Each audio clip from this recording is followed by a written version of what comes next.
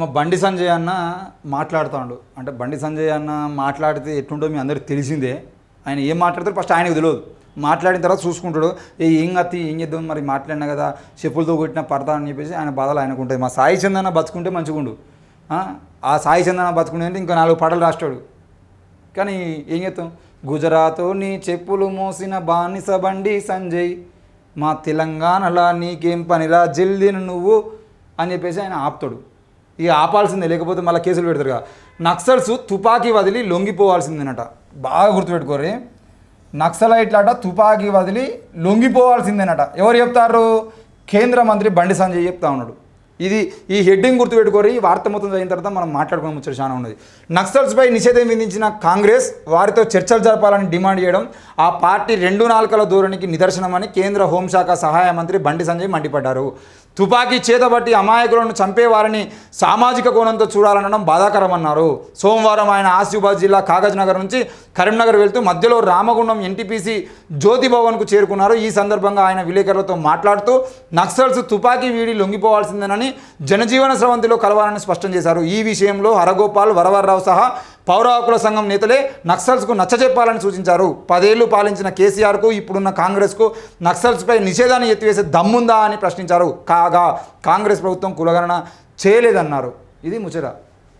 అయితే ఇక మనం మాట్లాడుకోవాల్సిన మాట ఏంటంటే నక్సల్స్ తుపాకీ వదిలి లొంగిపోవాల్సిందని చెప్పేసి బండి సంజయ్ మాట్లాడుతూ ఉన్నాడు. మరి బండి సంజయ్ మాట్లాడుతున్నప్పుడు ఇక్కడ రెండో విషయం ఏంటంటే నిన్న ఆసిఫాబాద్ నుండి అంటే కాగజ్ నగర్ నుండి కరీంనగర్కి వస్తూ ఉంటే గోదావరి కనిలో ఆ జ్యోతి నగర్కి ఎందుకు వేయను అని అంటే మొన్న గోదావరి కని బస్టాండ్లో ఒక క్రిస్టియన్ అబ్బాయిని ఆయన ఏదో కరపత్రాలు వంచుతానని చెప్పేసి కొట్టినటువంటి కేసు ఏదైతుందో ఆ కేసులో ఎవరు కొట్టిరు ఏంది అని పూర్తి సమాచారం తెలుసుకొని వాళ్ళకు సంబంధించినటువంటి విషయంలో కేసులు ఎట్లయితే ఏంది అని చెప్పేసి ఇంటర్నల్గా ఎవరిని తెలియకుండా వీళ్ళు లోపల ఉండి మాట్లాడుకున్న విషయం ఏదైతే ఉంటే ఆ గోదావరికంలో జరిగినటువంటి ముచ్చట ఇది. దానికోసం గోదావరికంలో ఈయన ఆగిండు. ఇక ఆగిన తర్వాత సెకండ్ ఏంది అని అంటే ఇక ఆడికి వచ్చిండు మాట్లాడాలి కాబట్టి ఏమున్నాయి మాట్లాడడానికి, ఏం లేవు. మాట్లాడుకుందామంటే ఈ చెత్తనే ఈ ఎదవలే ఇంతకుముందు ఏమన్నారు, కులగణన ఏమనంటే కులగణన చేస్తే కుదరదు, కులగణన చేస్తే జనాలు విడిపోతారని చెప్పిండు. మరి ఇప్పుడు ఎందుకు సిగ్గు లేకుండా మళ్ళీ కులగణన చేస్తామంటారు? దానికి సమానం చెప్పడం చేత కాదు. కాంగ్రెస్ కులగణన చేయలే అంటారు. కులగణన చేసిందిరా భయ్, లెక్కలు అటు ఇటు ఉండొచ్చు కానీ కులగణన చేసింది క్లియర్గా. ఇప్పుడు 52% పైగా ఉన్నటువంటి బీసీలకు 52% పైగా రిజర్వేషన్లు ఇస్తామని చెప్పి దమ్ము నీకుంటే మాట్లాడు తప్ప కులగణన గురించి మాట్లాడారంటే అర్హత మీకు లేదు. ఇక నక్సల్స్ తుపాకీ వదిలి లొంగిపోవాల్సిందని చెప్పేసి మాట్లాడుతున్నటువంటి బండి సంజయ్ గారు, మీ ఆర్ఎస్ఎస్ కార్యకర్తలు కత్తులు పట్టుకొని తుపాకులు పట్టుకొని కర్రలు పట్టుకొని రోడ్ల మీకు వస్తున్నారు. సిగ్గుంటే నీకు ఇంకా కొద్దిగా ఏమన్నా బుద్ధి ఉంటే వాళ్ళని వదిలేమని చెప్పు. ఈరోజు దాడులోకి దిగుతున్నటువంటి వాళ్ళు కర్రలు వదిలేయాలి, తుపాకులు వదిలేయాలి, కత్తులు పట్టుకొని తిరగడం బంద్ చేయాలి, ఇది చట్టరీత్యా నేరం అని చెప్పేసి మాట్లాడాలి కదా. నక్సలైట్లు తుపాకీ పట్టుకునే తప్ప మీ ఓడితో పట్టుకునే సంసారా? తుపాకులు ఎవరు పట్టుకున్నా తప్పే అన్నప్పుడు మరి తుపాకులు వాళ్ళు ఎందుకు పట్టుకుంటారు? ఆర్ఎస్ఎస్ కార్యకర్తలు ఎందుకు పట్టుకుంటారు? మొన్న 3 నెలల క్రితం సంగారెడ్డిలో జరిగినటువంటి ఆర్ఎస్ఎస్ క్యాంపులో తుపాకులు కనబడ్డాయి, కత్తులు కనబడ్డాయి, కర్రలు కనబడ్డాయి కదా. మరి దానికి సంబంధించిన విషయంలో ఆ తుపాకులు వదిలేయండి, మీరు ఆర్ఎస్ఎస్ కార్యకర్తలు కర్రలు వదిలేయండి, కత్తులు వదిలేయండి అని ఎందుకు మాట్లాడలేకపోతాను? దాని గురించి మాట్లాడాలి కదా. అంటే నక్సలైట్లు తుపాకీ పట్టుకునేది ఎవరి కోసం? మీ నరేంద్ర మోడీ అనే వ్యక్తి సంవత్సరానికి 1 కోటి ఉద్యోగాలు ఇస్తున్నారు, 2 కోట్ల ఉద్యోగాలు ఇస్తానని మాట్లాడింది కదా. ఈ 11 ఏళ్లలో ఎన్ని ఉద్యోగాలు ఇచ్చిండు? ప్రతి సంవత్సరం నిజంగానే ఆయన ఒక కనీసం 10 లక్షల ఉద్యోగాలు ఇచ్చినా కూడా ఈరోజు ఈ 10 ఏళ్లలో కనీసం 1 కోటి మంది ఉద్యోగులు తయారైతే ఆ 1 కోటి కుటుంబాలు వేసుకునేది ఒక్కొక్క కుటుంబంలో 4 లేదా 5 సభ్యులను వేసుకున్నా కూడా 5 కోట్ల మంది నక్సలైట్ అనే భావజాలం వైపు కూడా ఆలోచించేవారు కాదు కదా. 1 కోటి ఉద్యోగాల కోసం 10 కోట్ల మంది కూర్చొని చదువుకుంటారు కదా. మరి వీళ్ళ గురించి ఎవరు మాట్లాడతలేడు ఎందుకు? అసలు తుపాకీ పట్టాల్సినటువంటి పరిస్థితులు ఎందుకు ఏర్పడుతూ ఉన్నాయి? వాడు చదివినటువంటి చదువుకు ఉద్యోగాలు లేకపోతే ఏం చేయాలని అర్థం కాక తుపాకీ పడుతున్నటువంటి వాళ్ళ గురించి ఎవడు మాట్లాడతలేడు ఎందుకు? ఇంజనీరింగ్లు చదివి బీటెక్లు చేసి ఎంటెక్లు చేసి ఒక్కొక్కడు పోయి డీమార్ట్ల దగ్గర షాపింగ్ మాల్స్ దగ్గర సెక్యూరిటీ గార్డులుగా పనిచేస్తూ ఉన్నాడు. సఫాయి కార్మికుల ఉద్యోగాలు పడితే అటెండర్ ఉద్యోగాలు పడితే పిహెచ్డీ చేసిన వాడు అటెండర్ ఉద్యోగానికి అప్లై చేస్తూ ఉన్నాడు. మొన్న హైదరాబాద్లో లాస్ట్ ఇయర్ జరిగినటువంటి మన కానిస్టేబుల్ ఉద్యోగాల కోసం ఉస్మానియా యూనివర్సిటీ, కాకతీయ యూనివర్సిటీలో పిహెచ్డీ పూర్తి చేసి డాక్టరేట్ అవార్డు పొందినటువంటి సైంటిస్టులు సైతం ఈరోజు కానిస్టేబుల్ ఉద్యోగాల కోసం అప్లై చేస్తూ ఉన్నారు. సిగ్గుండాలి కదా ప్రభుత్వాలు నడుపుతున్నప్పుడు. మీరు ఉద్యోగాలు అయ్యారు, మీరు ఉపాధి చూపించరు, ఏది ఉండదు. వాడు పొద్దున లేచిన కానీ సాయంత్రం వరకు తిరిగిపోతుగా తిరగాలనా? మీ వెనకాల కర్రలు పట్టుకొని తిరగాలనా? మీరు మీ కొడుకులేమో రాజకీయాలు చేసుకుంటూ, మీరు మీ కొడుకులేమో వ్యాపారాలు చేసుకుంటూ మీరు బాగుపడతారు, వీళ్ళు మాత్రం సావాలనా? ఎందుకు అడవి బాట పడుతున్నారు? ఎందుకు వాళ్ళు ప్రశ్నిస్తున్నారు? ఎందుకు రోడ్ల మీకు వస్తున్నారు? ఎందుకు నిరసన తెలియజేస్తున్నారు? ఎందుకు ప్రభుత్వానికి వ్యతిరేకంగా ఒకరు ప్రశ్నించాల్సినటువంటి అవసరం ఉంటుంది? మీకు దమ్ము ఉంటే ప్రజలు ప్రశ్నించకుండా పరిపాలన కొనసాగించండి. అప్పుడు తుపాకీ పట్టాల్సిన అవసరం ఏముంటుంది? చదువుకున్న ప్రతి ఒక్కరికి ఉద్యోగమో ఉపాధి కల్పించిన తర్వాత వాడు తుపాకీ ఎందుకు పడతాడు? అది మాట్లాడు, అది చేత కాదు మాట్లాడడానికి. ఏమనంటే నక్సలైట్లు దేశద్రోహులు, గద్దర్కి ఎట్లా ఇస్తామండి మేము పద్మశ్రీ అవార్డు? మీ అయ్యా జాగిరా పద్మశ్రీ అవార్డు అంటే? గద్దర్కి ఇయ్యరా? నరేంద్ర మోడీ కానీ అమిత్ షా కానీ నువ్వు కానీ గద్దర్ కాళ్ళు మొక్కినా కూడా పనికిరారు, కాళ్ళు మొక్కడానికి కూడా పనికిరారు. అట్లాంటి గద్దర్కు పద్మశ్రీ నువ్వు ఇవ్వకపోతే ఏందిరా భయ్? రేపటి రోజున మళ్ళీ అవసరమైతే పద్మశ్రీ ఇచ్చేటువంటి ప్రభుత్వాలు ఏర్పడిన తర్వాత పద్మశ్రీ ఇస్తాయి. ఇవాళ కాకపోతే రేపు ఇస్తాయి. బాబాసాహెబ్ అంబేద్కర్ను మీరు గుర్తించడం కోసం ఎన్ని సంవత్సరాలు పట్టింది? ఈరోజు అంబేద్కర్ కాళ్ళకాడికి పోయి మొక్కినావు కదా. 70 ఏళ్ళలో ఏనాడన్నా బాబాసాహెబ్ అంబేద్కర్ కాళ్ళు మొక్కిర్రా మీరు బీజేపీ వాళ్ళు, ఆర్ఎస్ఎస్ వాళ్ళు? మొన్న అంబేద్కర్ జయంతికి నువ్వే మొక్కినావు కదా అంబేద్కర్ కాళ్ళు. గద్దర్ కాళ్ళు మొక్కే రోజులు కూడా వస్తాయి. ఇవాళ నువ్వు మొక్కపోయినా నీ కొడుకు మొక్కే రోజులని వస్తాయి తప్పకుండా. తెలంగాణ రాష్ట్ర వ్యాప్తంగా అన్ని జిల్లా కేంద్రాల్లో, అన్ని మండల కేంద్రాల్లో అవసరమైతే ప్రతి గ్రామంలో గద్దర్ విగ్రహం ఏర్పడుతుంది. గద్దర్ విగ్రహ ఆవిష్కరణ అయిపోయిన తర్వాత అదే గద్దర్ విగ్రహాన్ని కాలు మొక్కేటువంటి పరిస్థితులు మీ బీజేపీ నాయకులు కూడా ఏర్పడతాయి. నక్సలైట్లు తుపాకీ పట్టిన దాని గురించి మాట్లాడతారు కానీ నక్సలైట్గా మారి తుపాకీ పట్టాల్సిన పరిస్థితులు ఎందుకు వస్తాయని మా ఇష్టం ఎవడు మాట్లాడతలేడు. చాలా సందర్భాల్లో అంటే మాట్లాడాల్సిన సందర్భం వచ్చింది కాబట్టి చెప్తా ఉన్నా. ప్రతిసారి రేపులు జరిగినప్పుడు రేపు చేసిన ఎన్కౌంటర్ చేయండి అంటాడు. అరే రేపు ఎందుకు చేస్తాడు వానికి 24 గంటలలో ఇంటర్నెట్ ఫ్రీ ఇచ్చి వానికి ఆ న్యూడ్ వీడియోస్ చూసేటువంటి పరిస్థితులు ఎవడు కల్పిస్తూ ఉన్నాడు? ఇది మాత్రం ఎవడు మాట్లాడు. ఒకటి దొంగతనం చేసింటే తీసుకుపోయి జైలు వేస్తున్నారు. అసలు దొంగతనం ఎందుకు చేస్తాను భయ్? వాడు నువ్వు జైలు వేసినావు కరెక్టే, వాడు దొంగతనం చేయాల్సిన పరిస్థితులు ఎందుకు వస్తాయి? 30 ఏళ్ళ వయసులో ఉన్నటువంటి ఒక వ్యక్తి దొంగతనం చేసేటువంటి పరిస్థితులు ఎందుకు వస్తాయి?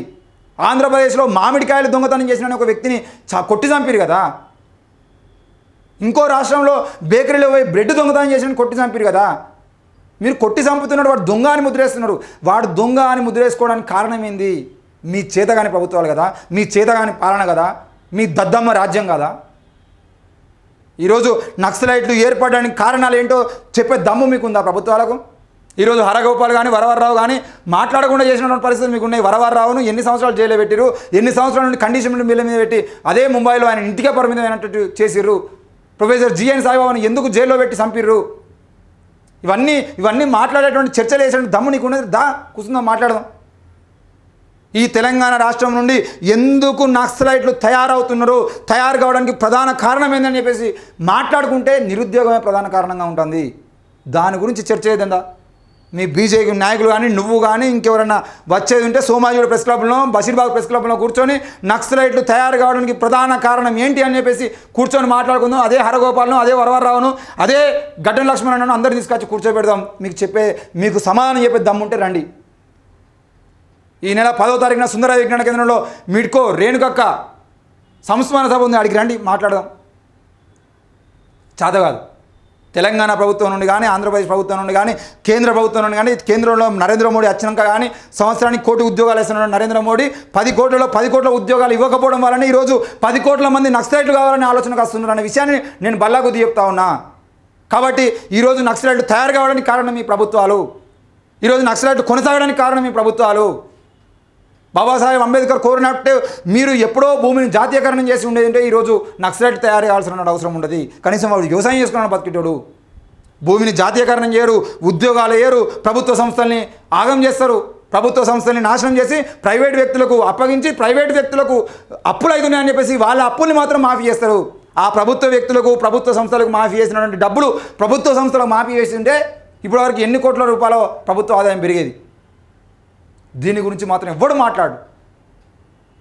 ఇది అంటే బండి సంజయ్ సందర్భంగా మాట్లాడుతున్నా కావచ్చు, కానీ రెండు ప్రభుత్వాలు కాంగ్రెస్నైనా బీఆర్ఎస్నైనా బీజేపీనైనా నేను అడుగుతున్నది ఒక్కటే, మీ ప్రభుత్వాల చేతగానితనం వల్లనే ఈరోజు నిరుద్యోగులు పెరుగుతూ, ఉపాధి లేనటువంటి వ్యక్తులు పెరుగుతూ, విద్యార్థులు యువత మొత్తం నక్సలైట్ భావజాలంలో పెరగాల్సినటువంటి పరిస్థితులు, రోడ్ల మీద వచ్చి ధర్నాలు నిరసన తెలియాల్సిన పరిస్థితి కేవలం మీ చేతగాని ప్రభుత్వం వల్లనే జరుగుతుందన్న విషయాన్ని మీరు అర్థం చేసుకోవాల్సిన అవసరం ఉంది.